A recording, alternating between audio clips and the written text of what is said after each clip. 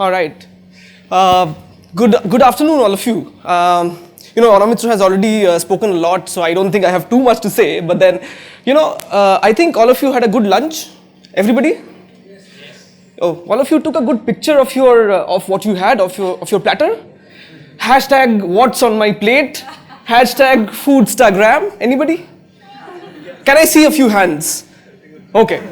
So now, when I go back, I will see a lot of images on Instagram or on Facebook with that particular hashtag. I will be checking that.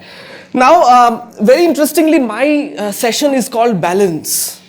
Right? It sounds, I would say, quite heavy, to be honest. But then, there's a sync between why this particular session is called balance. The Bengalis in this particular room would definitely understand why I'm saying that. My name goes in sync with that. So the first time somebody asked me, what does your name mean? I was absolutely out of words. I didn't know what to say. But then, when my boss came to know about this, my life was hell. Because ultimately I was expected to do everything from making proposals to delivering, but then I enjoyed it. I enjoyed what I wanted to do, and that is going to be, I think, what I will say or rather establish towards the end of my talk. So before I start, I had a few questions in my mind, which I'd obviously ask the audience as well. So the first thing that we all ask ourselves, do we have a passion really? The ones who are working full-time, do you have a passion? And very importantly is, do you manage to have time out of work to pursue a passion? I'm sure a lot of you must be having the same sort of questions in your mind. I think going ahead, you'll understand that all of you might have. And very importantly, the last two questions that I had in mind is what I am doing in my daily life. Is it really up to my potential? Is my creativity getting reflected through what I do in my cubicle for 8 legitimate hours in the day? Legitimate is the key word. So now, also a very important fact is that social media, since it really makes a lot of difference to our lives, we post a lot of posts, or we actually share our achievements on social media. Does it really help in terms of creating a balance between our work and life? So what I decided is, since I wanted to go for a primary survey, I floated these questions to a group of 300 to 350 people across various corporates, and the results were absolutely startling. I mean, though we understand, it's a very encouraging sign that 65% of the people say that they have a passion outside work, but then the 26% that say that no, I do not know what my passion is.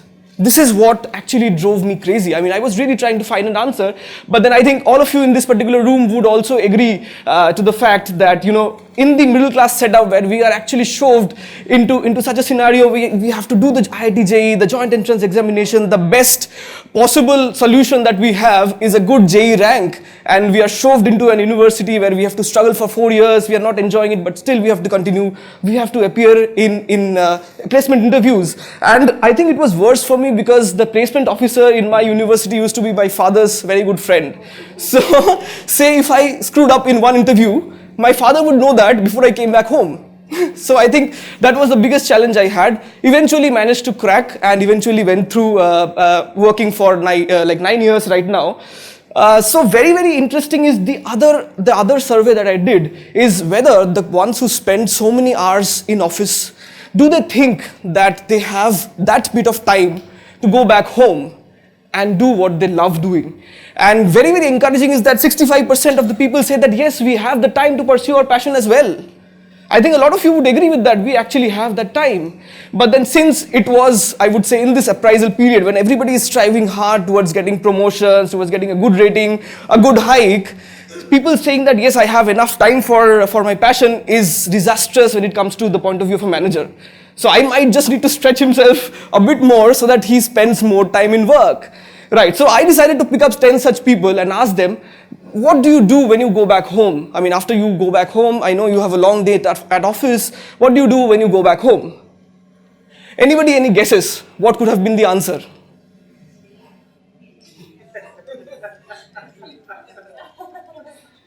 Brilliant. 9 out of 10 people said we surf through Netflix.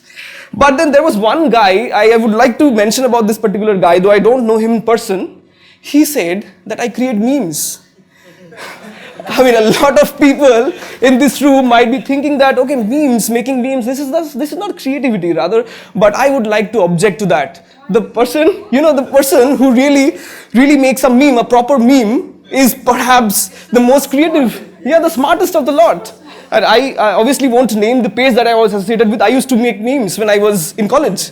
Great. So now that we have talked about memes and presence on social media, another very, very interesting stat that I would like to share with you is how much time do people actually spend on social media every day.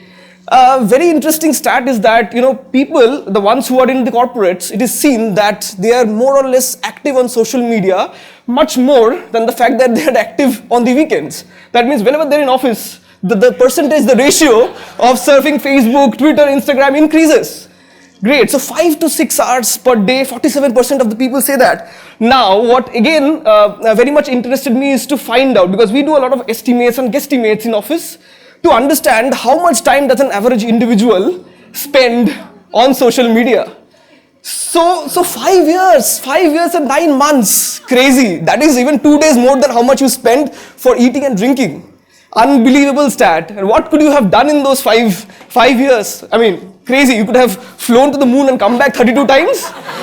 You could have climbed the Everest, say, around 29 times. You could have written 7 novels and much more. So, there must be something very, very interesting, exciting that drives people not to do all these things, but to be on social media. But there is a catch to it. Is it really a stress buster? When I asked my colleague, we were working on a very important assignment. I asked my colleague that you spend so much of time, you're always online on social media. Whenever I ping you, you're there. So what is it that drives you? Is it really a stress buster for you? Perhaps not. Perhaps not. Let me explore and tell you why.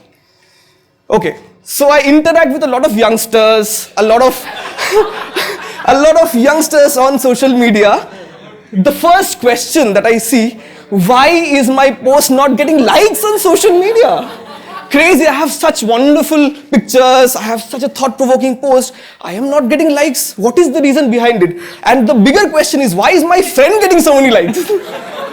That is the bigger question. I mean, we were there in the same spot, we shot the same picture, the same sort of post-processing. Why is he getting likes and not me? This is a question that I've not been able to solve yet. If you get an answer, do let me know. I'll try and implement that. Also, one very important aspect is also getting the numbers going. It's a number game these days. Why am I not getting Instagram followers? Anybody in this room also has this question? Just let me see the hands. Superb. So the rest of you are all Instagram celebrities. Like, I will take a selfie with you. Don't worry.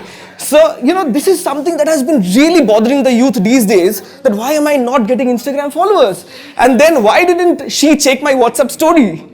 What happened? What went wrong? She checks it every day. She doesn't do it today. What is the problem? And the bigger challenge these days is LinkedIn.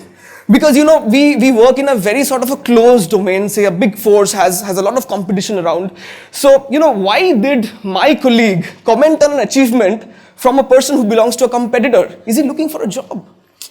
Maybe. A lot of questions tickle in the mind. And that too, in the appraisal period, that adds on to the stress. You see a lot of collaborations between these and two. This is a collaboration between stress and between work and social media. Another aspect that really bothers the youth these days, I think a lot of you can relate to, is gas. Gas is something that the Bengalis associate to it, but I'm not going into that. This gas is called gear acquisition syndrome. What is that? So, a lot of people feel that having a very, very, I would say, sophisticated DSLR would actually give them a lot of traction, a lot of likes, a lot of fame on social media. Fame is the word. So this is the expectation. Somebody who expects 1,000 likes, 300 wows, and maybe 200 love reacts. What do they get? They maybe. There are certain instances that their expectation is fulfilled. What is the result? The mood weather update is great. I feel great today.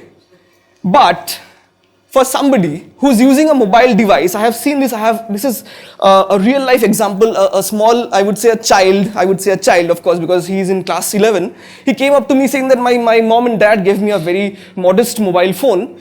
I took a picture, I shared it on social media, I was expecting 2,000 likes, it got 20. Where did I go wrong? And he was sounding so disappointed. I mean, as if The world has ended. This is the generation that I call the gram generation. The gram generation always wants a lot of traction, a lot of happiness, and a lot of fame on social media. Now that so many things have been said, you spend so much time, you spend 6 to 7 hours per day on social media, you do not think about monetizing the same. Though monetization comes, I would say, with time, but then there has to be an attempt towards it. A lot of people don't even take that attempt. Now, what we wanted to do as a result is to bring a platform that actually solves all these issues together and also brings that essence of bridging the gap between what is real and what is real. So in this particular forum, believe it or not, people clicking images using a mobile phone as a DSLR would have the same sort of mileage. This is how it started. We wanted to create a forum where friends would share their updates. We went for a photo walk. We clicked a nice image. We will share. Somebody points out there's a flaw. Somebody says that it's a wow picture.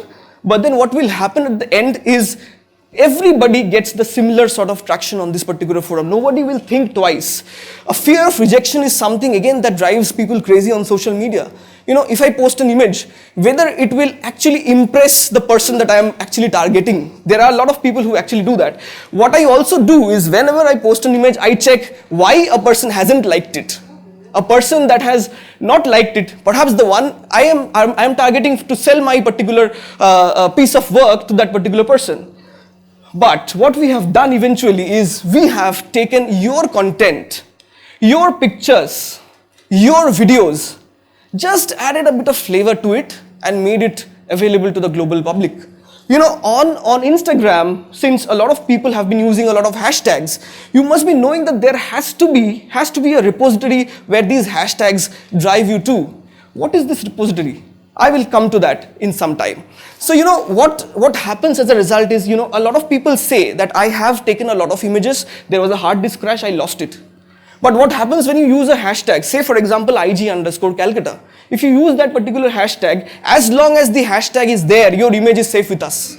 It is by default an online repository. So if you do not even understand, you are actually contributing to a global repository that is accessible to the rest of the world. You don't even realize that.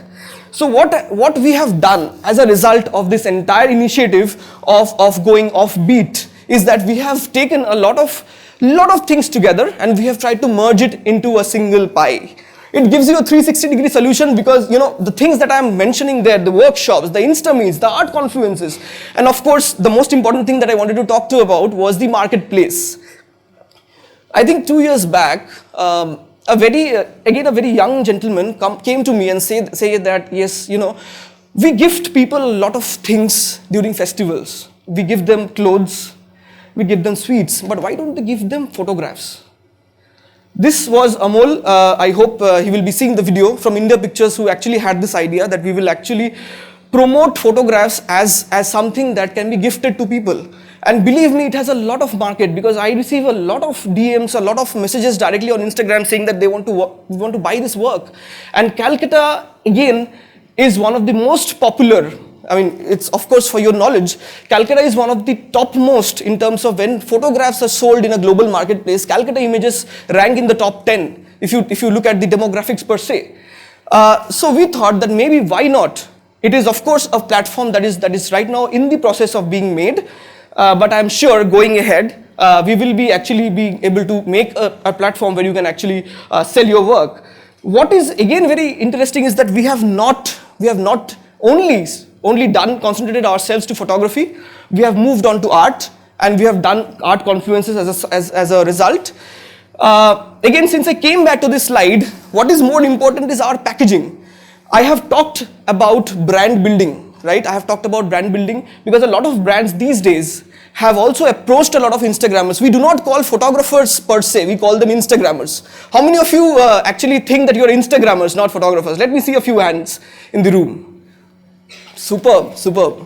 So a lot of people call themselves Instagrammers because brands feel that photographs are the best way of communicating their message to the audience, and I think a lot of brands have hence come forward and tried to collaborate with us. We did very, very interesting campaigns. I'm sure a lot of you have participated in some way or the other in the same.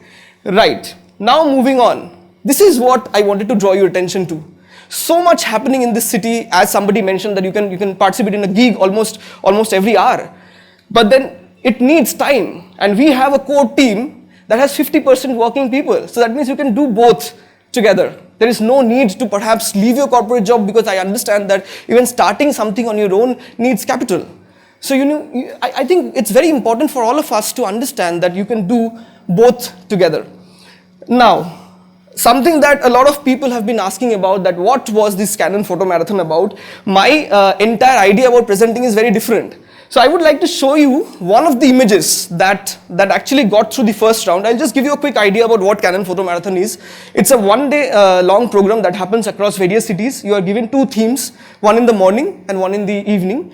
You have to go around, click a picture and submit it without any sort of processing. So there were 2 themes. This one was the foodie heaven sort of a theme. So what I selected, I chose this particular shot, and fortunately the judges liked it.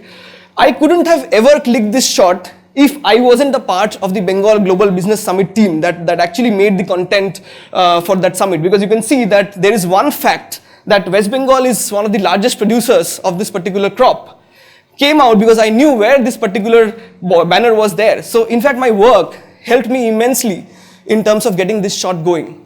And when we went to the Canon Photo Marathon in Japan, what I realized is a lot of people have a lot of interest towards Calcutta, especially the ones who are from Malaysia. Because Malaysians are very much inclined towards street photography. They love the fact that Calcutta has so much of textures, expression, people, and most importantly architecture. They were really interested to know whether we can actually come over and really shoot in this part of the country. And I was very, very overwhelmed to know that people say that maybe the best street photographers of the country, and in fact the world, might arise from this particular part of the city.